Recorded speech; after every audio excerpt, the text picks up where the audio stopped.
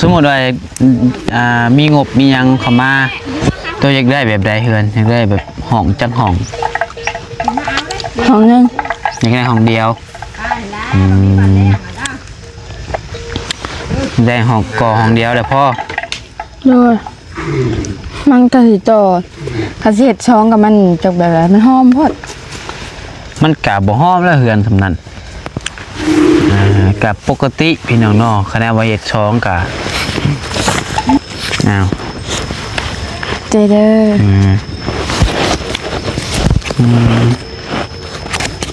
มือหักปลายมันไหนจะเป็นทอนเลยได้40ตัวเห็ดนะ50ได้ใช่เหลือแล้วก็จังบุพ่อจังตื้อเมาส์ถึง20 บาท1 2 3มูมีใบ40นะเจเดอร์น้อยเห็ดเชียร์ปลาแจ๋งเลยเอาขอขอบใจแม่หลายๆเด้อที่ฝากเงินมาให้ลูกก็ขอให้แม่อยู่ดีมีแห้งความเจ็บอย่าได้ความไข้อย่ามีปรารถนาสิ่งใดขอให้ได้สิ่งนั้นสมความมุ่งมั่นปรารถนาอย่าเจ็บอย่าจนลำรวยๆด้วยแม่เด้อขอให้แม่ถึกเลขคุกโตถึกหวยรวยเบอร์ด้วยแม่เด้อขอขอบคุณแม่ที่ทางที่พาเงินพาข้ามมาให้น้อยก็ขอให้แม่อยู่ดีมีแห้งความเจ็บวายได้ความไข้วายมีปรารถนาสิ่งใดขอให้ได้สิ่งนั้นสมความมุ่งมั่นปรารถนาอย่าเจ็บอย่าจนลำแม่รวยเด้อแม่เด้อสาธุ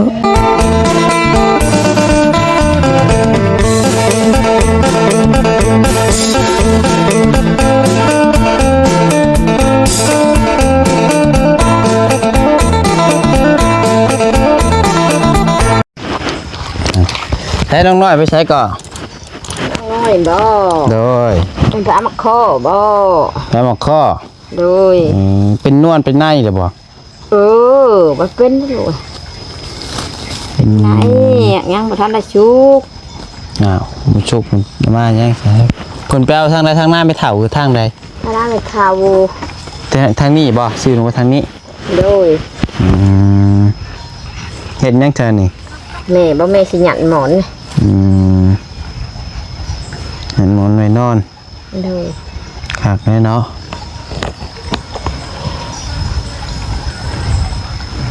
เบิ้งยางลงไปหาน้อยกันเสร็จเด้อสู้เบิ้งเลยเอาพี่น้องเนาะโอ้ฮอดดีรอพี่น้องเลยน้ำเส้น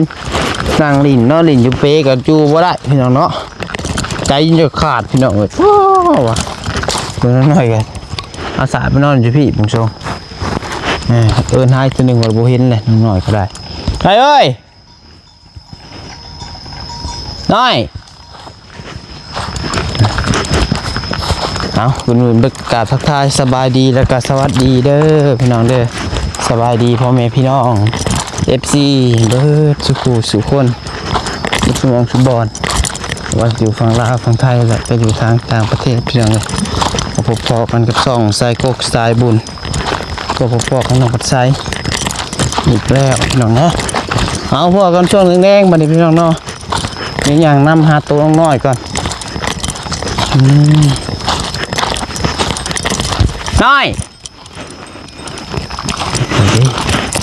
นายเอ้ยก่อนได้ยินละขาดแน่น้อยกับบ่น้อยน้อยกับบ่น้อย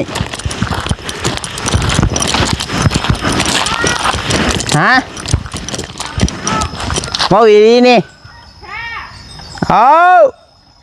ห้องน้ำมีบ่ขี่ไทยขี่สิป้าเฮ็ดยังใส่ห้องน้ำอันนี้บ่ได้แหละนี่เนาะใช้แมวแปลมาข้อขนบ่ปล่อยๆลงมานี่เนาะบ่ได้หาเฮ็ดบ่แอนเอาเฮ็ดบ่คือบ่คานกันแน่ซะได้เนาะพี่น้องเอ้ยเข้าห้องน้ำว่าซั่นโอ้ยเบิ่งนี่เข้าห้องน้ำอยู่ป่าพุ่นน่ะจักสิว่าพี่น้องเนาะห้องน้ำก็มีน่ะเฮ็ดให้คักมาคักบ่เข้าพี่น้องเนาะคนเฮา เงึดเลยนะบ่ใจโอ้ยตายแหละอันนี้เนาะเบิ่งก่อนว่าห้องน้ำบ่มีน้ำบ่คุ้นเพ่บ่เอ้ยเกิดเราแป้งมาเคาะแม่เราแป้งมาเคาะนี่เพื่อเพิ่นถ่ายหุดกะถ่ายหุดแน่แล้วนานน้องเพิ่นก็ได้บ่ได้ดอกพี่น้องเอ้ยถ่ายแก่ถ่าย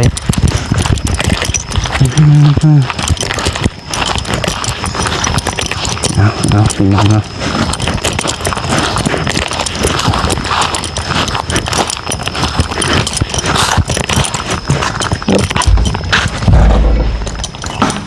มีอ่ะน้ำก็มีอยู่เลยนะขออนุญาตได้เพิ่นเลยเนาะน้ำก็มีแต่หัวเข่าจนพอแล้วจังผม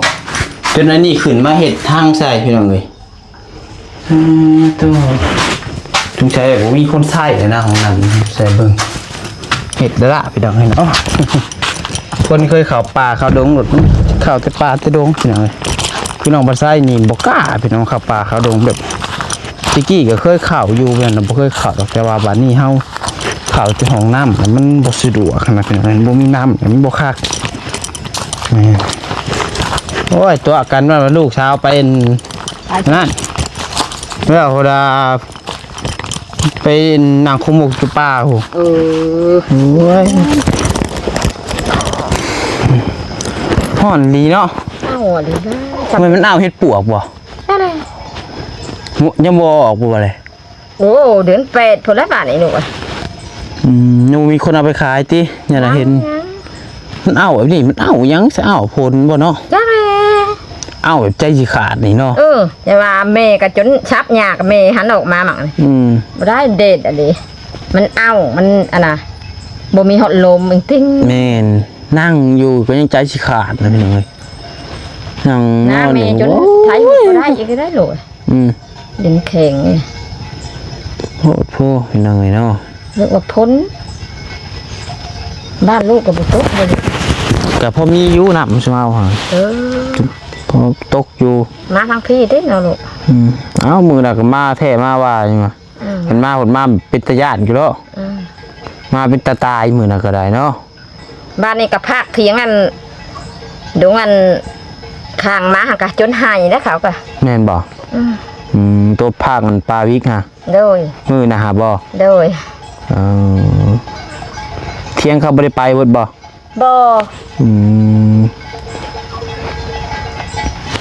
ทงาไม้ดงอันบนไหวไม้ฮะเลยหักลงจนให้ว่ะ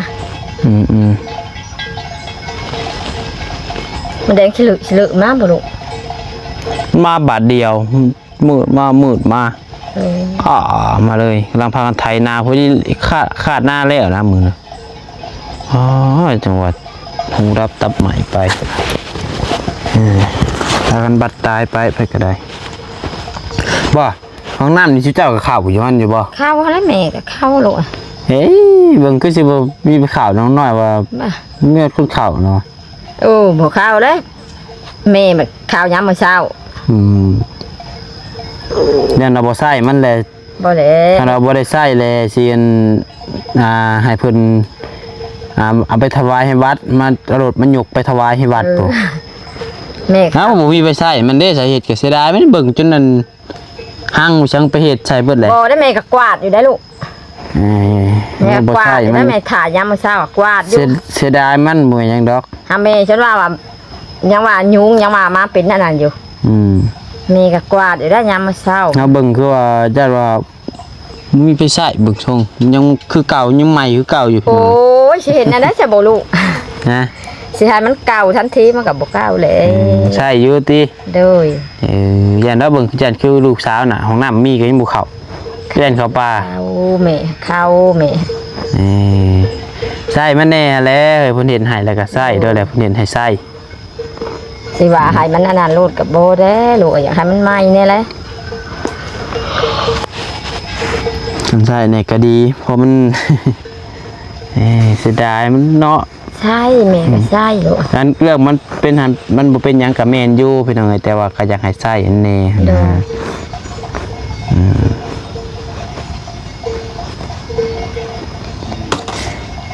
ยัดมอนติ โดย ได้จักหน่วยแหละ หน่วยเดียวนี่แหละยังบ่ได้พอหน่วยนี่แหละลูก ชื่อเธอได้ศพมัน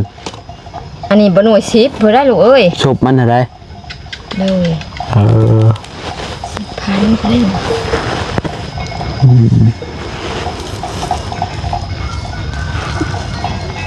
นี่อยู่แต่เจ้าแก้วไว้ตะกี้กูบอก แต่ที่ได้เลยลูกมันก็ชอบเปิดก็ชอบเพลแหละแม่มันหยักซะ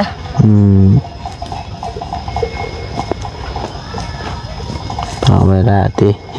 เลยยกปิวใช่ว่างๆอยู่ลูกปิวออก น่าไปถ่ายคนดำเลยบ่ ดำแล้ว ได้จักไห้เลย 4-5หายเลยดิ อ๋อไว้พี่น้องกระจายสิค่ะน้ำตาก็จนไหลอยู่ออกเบิ่งหัว ฮ้อนอะไรลูก น้ำตาจนไหลออกเองพี่น้องก็จักทำใดอ้าวบ่ น้ำ ได้ นี่จนใช้บ่ได้อีกแล้วลูกคนบ่ลิ้นถูกยังมันยัง ทั้งหน้าเพิ่นดำเนี่ยแหละเนาะ อันนี้น้ำผลโตออกอันนี้ มันนั่นน่ะที่หน้ารูปเนี่ยเนาะ ดู เอาทานน้อยๆเพิ่นมาก่อนพี่น้องเอ้ยเนาะเข้าป่าเว้ยเอาเฮ็ดปวกบ่จักเนาะ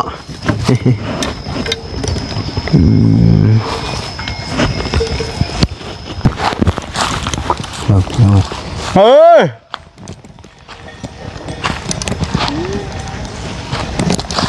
ปวกเลยพี่น้องเนาะนี่มาเลยโอ้ย ตาย เกี่ยวบริงินคนบ่มีปากอันนี้เนาะ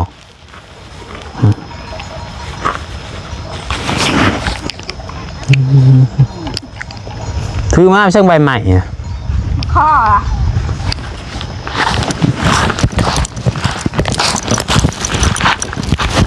ยังเนาะพี่เขานั่งพี่เอามาพี่ได้มาขอมาแค่พี่นั่งพี่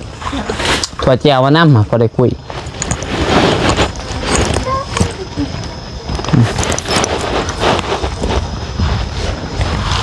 มาพี่น้องเนาะมานั่งเรียนพี่มาเบิด2 สาว 3 สาวยังเด้เนาะ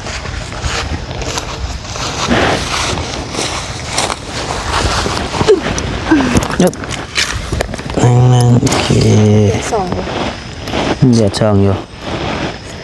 แค่แดดนี่เนาะมันย่านมันให้แดดแล้วไม่ได้แดด มาเบิ่งฉันก็มาเบิ่งนี่ เริ่มแจ้งว่ะ ได้บ่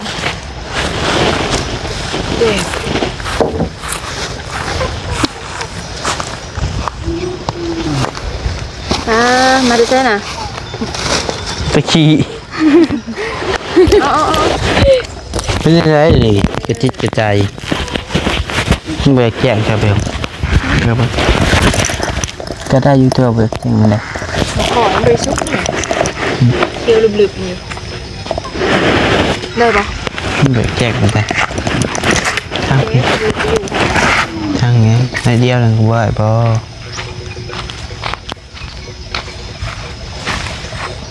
มาหดปีพวกมัน ไปได้เด้อ แดนแห้งบ่ ฮอน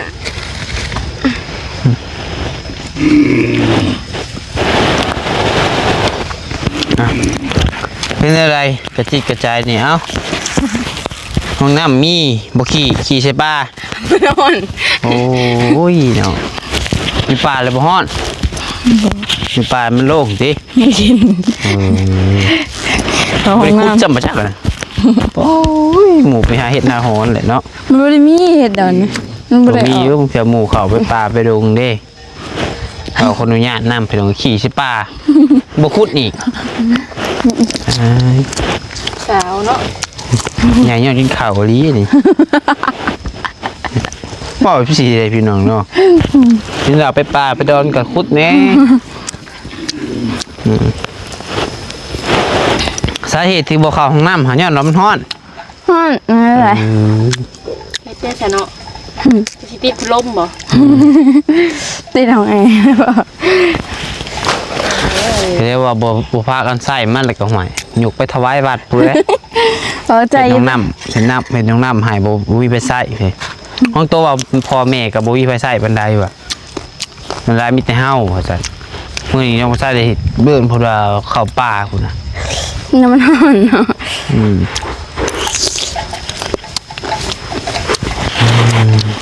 กินเนี่ยงอะปีกับแจวเบิดมื้อกินสมมื้อนี่ คอมันก็เป็นแล้วได้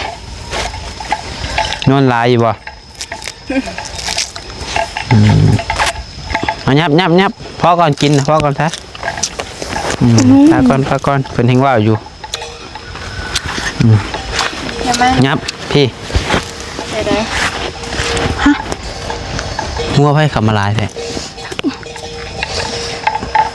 บ่ได้ให้ยับใกล้กันให้ยับออกไม่ดูมือเลยบอกว่ายับยัง จะบอกให้น้องยับออกแต่แรกกันเลย เคยเอาคอยก็บอกอยู่ว่ายับ ยับแต่บ่ว่ายับออก ยับบุญ ยับ เบิ่ง ค่อยๆใจกันยับเข่าฮะ เบิ่งมือหมูเนาะ เป็นเห็ดตำรา คนเป็นคน บ่ได้ดมกดอ้ายกับบุญแล้ว บุญจนเบื่อ บุญจนเบื่อ เฮอดมบ้าน แม่นบ่ดมบ่ บ่ ตัวเคยดมบ่ บ่ โอ้เล่งดีเด้ตามมาเด้แม่นบ่ งัวก็พองงัววันนี้พี่น้อง ครัวงัวแนมกันหน่อย เดี๋ยวมันก็เป็นแล้ว เป็นนะบ่ เรื่องเลย สางก็นอนอน ยู่ อน แล้ว ลายอยู่ สางก็นอนอยู่ ข้าอยู่นี่ช่วง น้ำแตก อ้าวไปนะแม่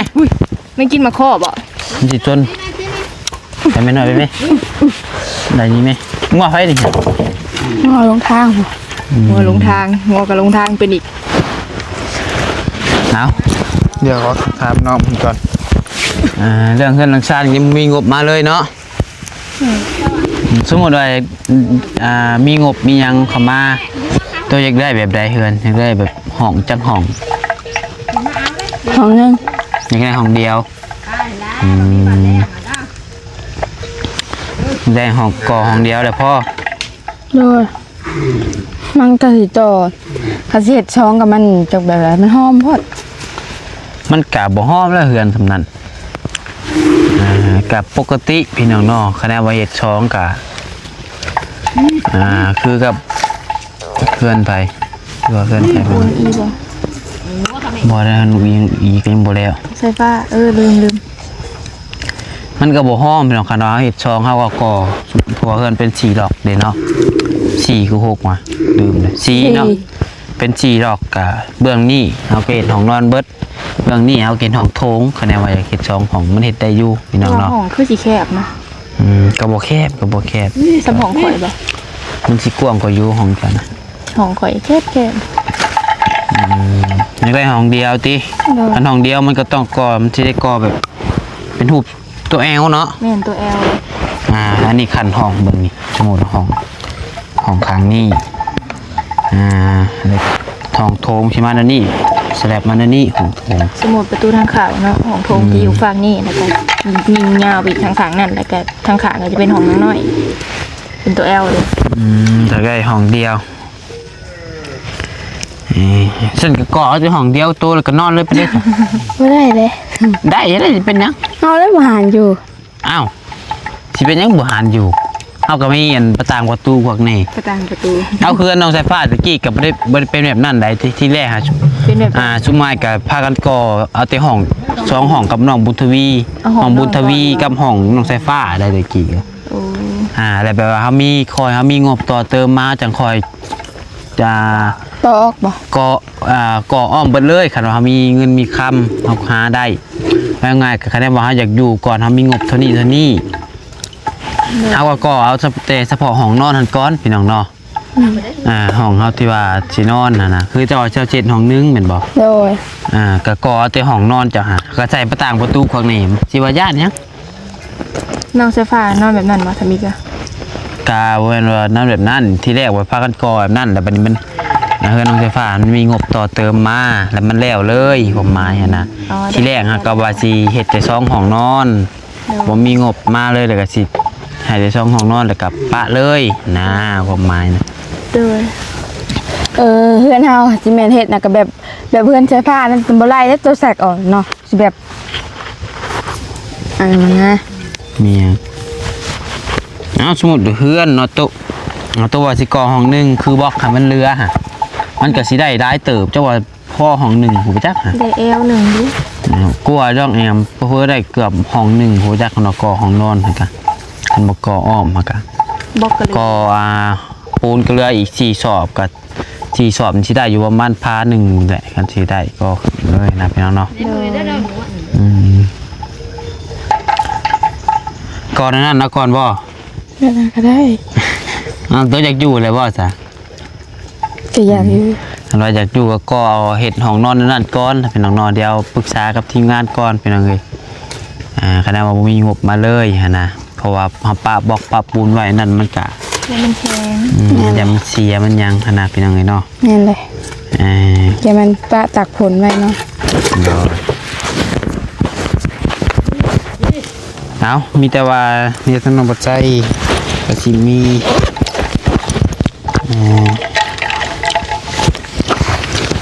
เงินมามอบให้เป็นยังไงเนาะ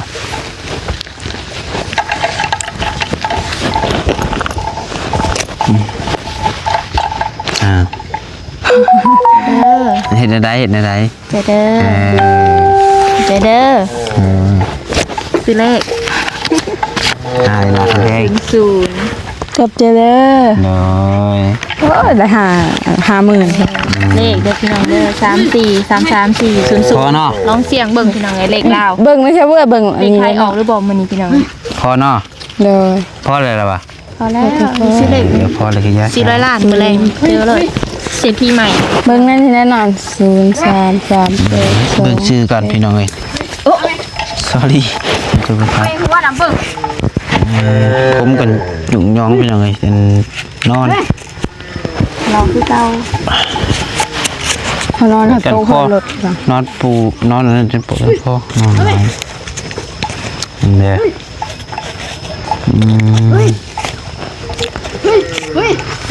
น้องนิวบวกน้องน้อยไงโมเมนต์เนาะน้องน้อยคนละ500 บาท นิวน้อยคนละ500 บาทคนละให้น้องเบล500โอ้นิวน้อย นิดหน่อย สั่งเงินมาให้ก็ให้นิวน้อย มันจัดกลุ่ม 500ก็มันตกอยู่ประมาณ300,000 ปลายพี่น้องเนาะนี่ดูปลายมันบ่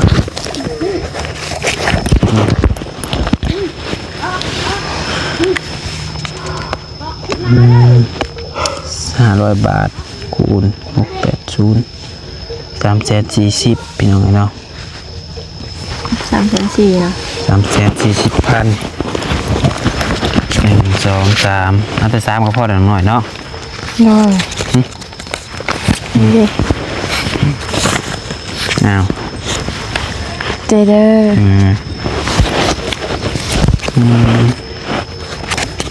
มือหดปลายมันไหนจะเงินทอนอยู่เลยได้40ตัวเห็ดให้50ได้ใช่เหลือแล้วก็จังบุพ่อจังตื้อมา แต่ ถึง20 บาท 1 2 3มูมีไป40นะ ใจเด้อ น้อยเห็ดขี้เสียปลาแจกเงิน ใจเด้อ โอ้เด็กๆโอ้เป็นไรหนูไม่เป็นไรยังดิ ยังหัว เอาอันนี้ก็เป็นเงินของทางแม่อยู่ทางฝั่งไทยเด้อคนฝากมาให้ผู้ใดแต่มือมันเกิดน้องบัดไส้มาคนฝากมาให้มันเกิดน้องบัดไส้แล้วก็ฝากมาให้ทาง น้องๆเพิ่นนำว่าซั่นเนาะ ฝากมาในวันเกิด โด ฝาก ย เจ้า ย้อนหลังแม่น โอ้ หนึ่งในวันเกิดเพิ่นฝากมาให้แล้วก็ โดย ให้ชุบเจ้านำมีแต่ว่าให้ทางครับกับเบลกับน้องน้อยขอบคุณทางเมย์ทางต่างประเทศเด้อ โดย โดย เพิ่นก็บ่ได้ประสงค์ออกนามบอกแต่ว่าเป็นเมย์ทางต่างประเทศผู้เคยซอยน้องน้อยนั่นแหละ โดย เอา